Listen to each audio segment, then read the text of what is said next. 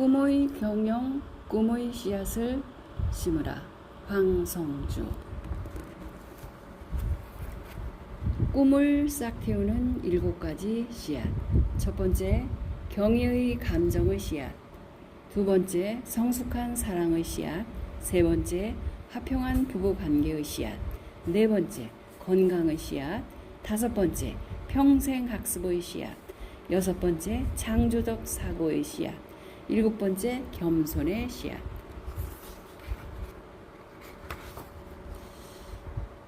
경의의 감정의 씨앗.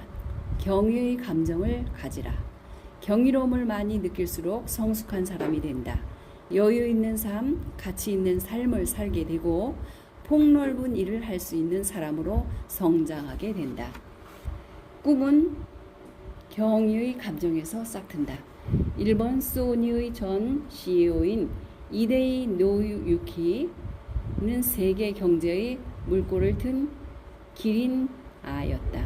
그는 적자에 허덕이던 소니를 맡아 흑자로 전환시킨 혁신적인 경영자로도 유명했지만 디지털 시대를 열어 새로운 소비를 창출한 인물이기도 하다.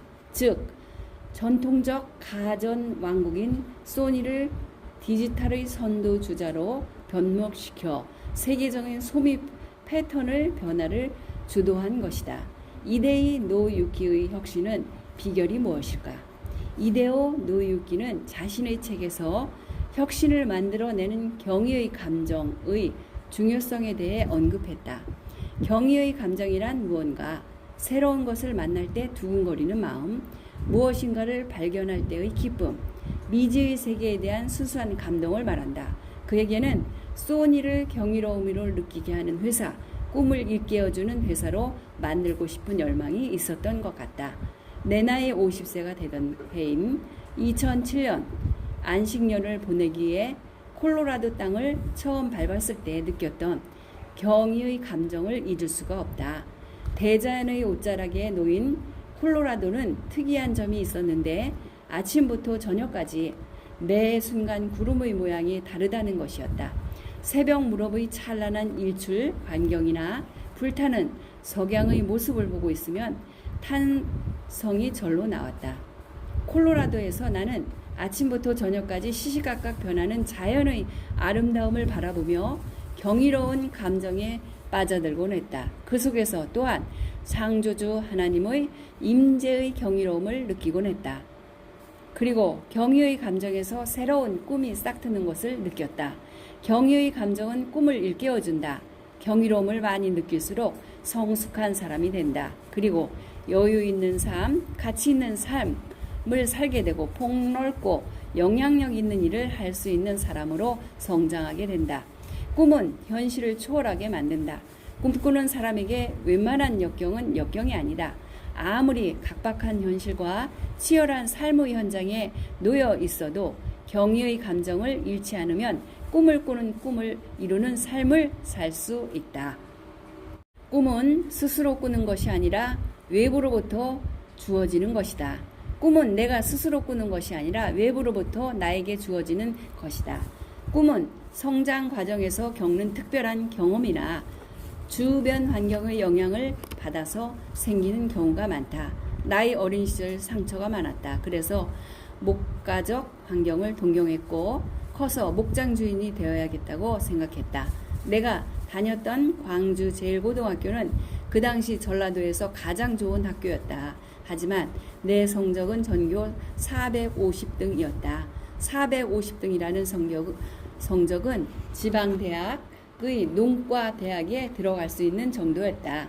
그런데 고등학교 1학년 학기 말 마지막 수업 시간에 나의 꿈을 완전히 바꾸어져 놓은 사건이 일어났다.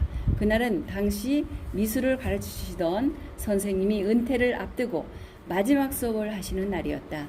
선생님은 교직을 떠나시며 학생들에게 다음과 같은 고별 메시지를 들려주었다. 내가 40년 동안 교직 생활을 했는데 가장 보람이 있었을 때가 언제였는지, 아니 어느 섬마을에 부임했을 때였지. 섬마을에서 2년 동안 아이들과 주민들에게 헌신하며 봉사하다 육지로 발령이 나서 그곳을 떠나게 되었어. 그런데 떠나는 날 부둣가에 온 마을 사람들이 나와서 울면서 가지 말라고 하더구나. 지난 40여 년을 회고해 보니 아낌없이 나 자신을 주어 내어주고 봉사하며 섬겼던 그때가 가장 보람 있었던 시간이었던 것 같아. 이제 생각해 보니 나 자신을 위해 살았던 삶은 하나도 기억나지 않고 다른 사람을 위해 살았던 삶만 기억에 남더라. 그 이야기를 듣고 가슴 가득 큰 감동이 밀려왔어. 바로 봉사하는 삶에 대한 경의의 감정이 밀려왔다. 봉사의 삶, 타인을 위한 삶이라는 새로운 세계를 보게 된 것이다. 사람은 새로운 세계를 보면 꿈을 꾸게 된다. 그 뒤로 나의 상처가 아픔을 치유하기 위해 목장 주인이 되기보다는 봉사하는 삶을 살기로 다짐했다. 곧바로 봉사라는 단어로부터 슈파이저 박사와 의사라는 직업이 연상되었고 의과의 대학을 가기로 결심했다. 그때부터 슈바이처 박사처럼 일생을 봉사하는 삶을 꿈꾸게 된 것이다. 꿈은 확장성과 집중성을 유발한다. 꿈은 대단한 능력이 가지고 있다. 꿈은 확장성을 유발한다. 당시 광주 일고를 다니는 학생들은 조금만 열심히 하면 전남대 의대 정도는 갈 수 있었다. 하지만 내게는 서울대 의대를 가겠다는 꿈이 생겼고 이왕이면 최고의 의사가 되어 최상의 삶으로 봉사하겠다는 열망이 가득했다. 또한 꿈은 집중성을 유발한다. 꿈을 가지기 전에는 어머니께서 제발 공부 좀 하라고 항상 다그치셨다. 하지만 꿈을 가지고 난 후부터는 집중을 하게 되었고 어머니께서 쉬엄쉬엄 하라는 말씀까지 하셨다. 성적도 많이 올라서 주로 반에서 40에서 50등을 도맡았던 내가 2학년이 되어 모의고사를 치른 결과 20등을 했다. 담임선생님께서 성적이 어떻게 이렇게 좋아질 수 있느냐고 놀라시며 상점을 주셨다. 당시 학교에서는 벌점 제도를 운영하고 있어서 성적이 오르면 오른 만큼의 상점을 부여했다. 이 상점은 내가 퇴학당할 상황이 되더라도 없던 일로 해줄 수 있는 점수라고 하시며 감격해 하셨다. 하지만 기쁨도 잠시 나는 깊은 좌절감을 맛보았다. 서울대 의대를 가려고 전교 10등 안에 들어야 하고 반에서 1등을 해야 하는데 다 틀렸어. 밤 12시까지 죽어라 했는데도 20등이라니 나는 안 돼 라며 자탄을 했다. 만약 이때 포기했다면 아마 의사가 되지도 못했을 것이다. 그런데 좌절감 속에서 도전의식이 생겨났다. 한 번 더 도전해보자 하는 강한 열망이 솟구쳐 올랐다. 다음 날부터 새벽 1시까지 공부했다. 집중은 기적을 일으켰다. 더 열심히 공부해서 다음 달 모의고사를 봤다. 시험 결과가 나오자 나도 깜짝 놀라고 담임 선생님도 놀랐다. 반에서 5등을 한 것이다. 기적이 일어난 것이다. 이때 얻은 자신감이 내 인생의 큰 자산이 되었다. 또한 이 일로 인해 나는 더욱 공부를 열심히 하게 되었다. 그런데 다음 달 모의고사에서 다시 반에서 20등으로 떨어지고 말았다. 또 한 번의 좌절감을 맛보았지만 포기하지 않고 더 열심히 공부해서 또다시 반에서 5등을 했고 학기 말에는 결국 2등을 했다. 나는 이를 통해 중요한 것을 깨달았다. 인생이라는 그래프는 항상 올라가지 않는다는 것이다. 올라가고 내려가는 것을 반복하면서 조금씩 상행선을 그리는 것이 인생임을 알게 되었다. 말하자면 계속해서 상승 곡선은 없다는 것이다. 그럼에도 반드시 기억해야 할 한 가지 사실은 자신이 하고자 하는 일에 집중하면 반드시 목표에 도달하게 된다는 점이다. 나는 재수 끝에 결국 서울대 의대를 들어갔다. 입학식 날 남다른 감격을 느꼈다. 단순히 합격이 아닌 꿈의 성취라는 깊은 자아실감을 맛본 것이다. 경의의 감정을 가슴에 품고 꿈을 꾸게 되면 꿈을 이루기 위해 반드시 집중하게 되어 있다. 그리고 꿈의 내용과 질적인 특성에 따라서 집중도가 달라진다. 꿈의 성취에서 집중력은 정말 중요하다. 경영학의 창시자 피터 드러커는 말한다. 제일 중요한 일은 먼저 하라. 그 다음을 생각하지도 마라. 꿈은 경의의 감정을 지속시키는 일이다.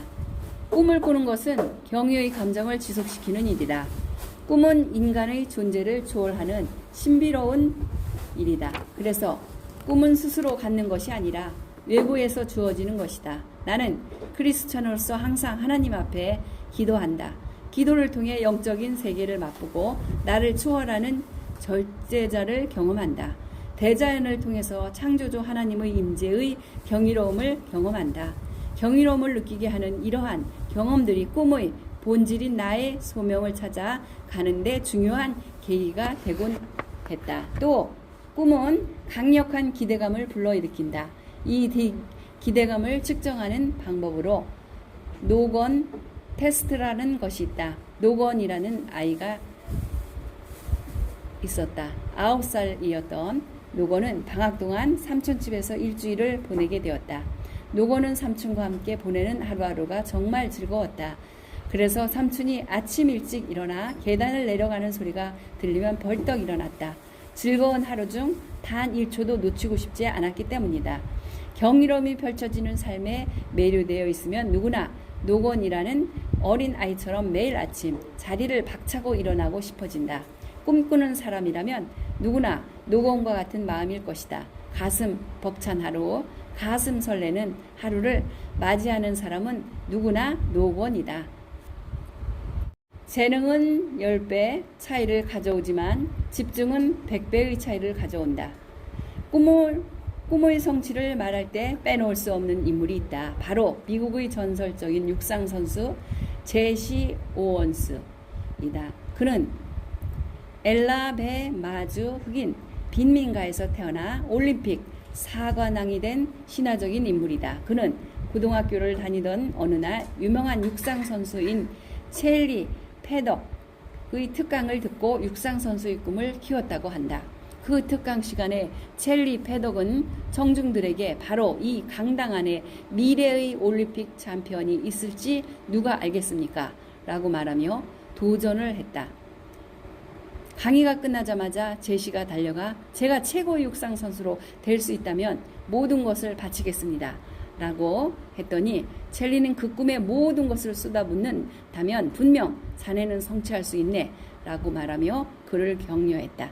그때부터 제시는 자신의 꿈에 모든 것을 걸고 집중했다. 그 결과 오하이 주립대학교의 체육 특기 장학생으로 입학하게 되었고 마침내 미국 국가 대표 육상선수가 되어 1936년 베를린 올림픽에 출전하게 되었다. 한편 아돌프 히틀러는 베를린 올림픽에 데뷔하여 2년 전부터 최고의 육상팀을 육성하면서 독일인의 우수성과 탁월성을 증명하려는 야심을 키우고 있었다. 그는 독일 선수들이 육상 종목들을 석권하도록 하기 위해 올림픽 팀 훈련에 박차를 가했다. 그러나 제시 오원스가 100m, 200m, 400m 계주에서 금메달을 따자 히틀러는 크게 실망했다.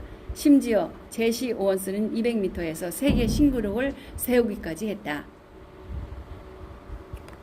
드디어 멀리뛰기에서 독일 선수가 올림픽 신기록을 기록하자 경기장은 독일 관중들의 뜨거운 열기로 가득 찼다. 그런데 바로 이어나온 오원스가 몇 인치 차이로 독일 선수의 기록을 갱신하면서 금메달 4관왕에 오르자 히틀러는 분노에 찬 모습으로 자리를 떠났고 경기장은 다시 침묵으로 바뀌었다. 히틀러는 제시 오원스라는 유색인종이 게르만족의 우월성을 무너뜨린 것에 크게 분노했다고 한다.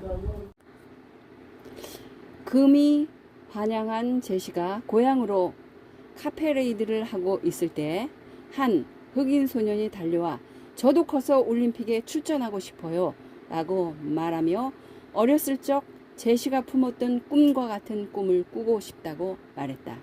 제시는 그 소년에게 얘야 큰 꿈을 가져라. 큰 꿈을. 그리고 그 꿈에 내가 가진 모든 것을 쏟아부어라 라고 말했다. 이 소년은 그때부터 자신의 모든 것을 쏟아 올림픽 출전이라는 꿈에 집중하게 된다. 바로 이 소년이 1948년 런던 올림픽 금메달 리스트인 해리슨 딜라드이다. 꿈은 놀라운 집중력을 일으킨다. 몸과 마음이 구속된 상황에서 집중력을 발휘해 꿈을 이룬 사람도 있다. 제임스 네스비스 소령은 월남전 당시 북베트남 포로로 7년간 잡혀 감금 생활을 했다. 골프강이었던 그는 감금 생활 동안 골프하는 모습을 머릿속에 그리며 고통을 이겨냈다. 그는 자신이 좋아하는 골프장에 있는 모든 홀의 가장 미세한 부분까지 생생하게 상상하면서 실제로 골프를 치는 모습에 초점을 맞췄다. 걷는 모습, 서는 자세, 스윙 동작, 퍼팅 동작 등 모든 것을 실제 상황처럼 머릿속에 그렸다. 마침내 그는 석방되었고 고국에 돌아가 가장 먼저 골프를 쳤다고 한다. 그런데 7년 전 핸디 95를 치던 그가 골프장에서 첫날 기록한 점수는 핸디 74였다. 7년의 공백을 무색하게 만든 그의 집중력의 위력을 보여준 유명한 일화이다. 2008년 5월 나는 딸의 졸업식에 참석하기 위해 뉴욕 맨하튼의 메디슨 스퀘어 가든에 있었다. 정말 감회가 새로웠다. 내 딸 에리는 매우 활발하고 창의적인 아이다. 그런데 중학교를 다닐 때 꼴등을 했다. 중학교 1학년 때 엄마를 따라 1년 동안 영국에서 학교를 다녔기에 크게 기대는 안 했지만 꼴등을 했다는 사실이 충격이었다. 더 큰 문제는 에리가 학교에서 점점 문제가 되어 가고 있었던 것이다. 에리는 시험을 쳐서 당시 분당에서 가장 실력 없는 고등학교에 겨우 입학했다. 그런데 아이가 학교에 가지 않겠다는 것이었다.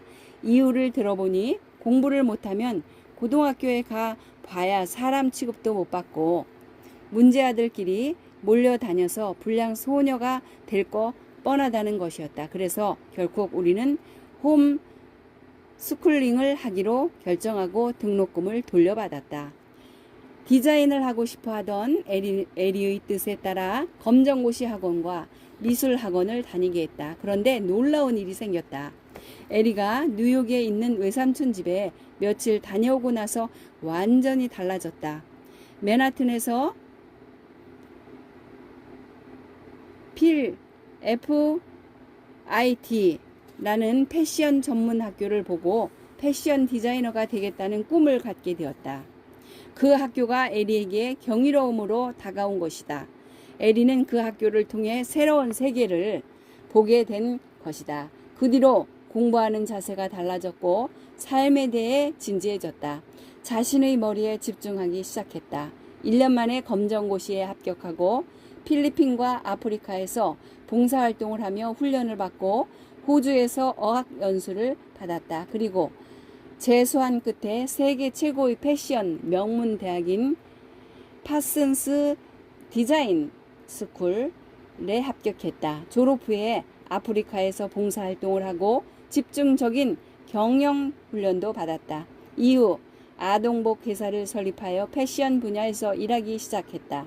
에리는 원래 주의가 산만한 아이였다. 그래서 위대한 덜렁이라는 별명을 붙여주기도 했다.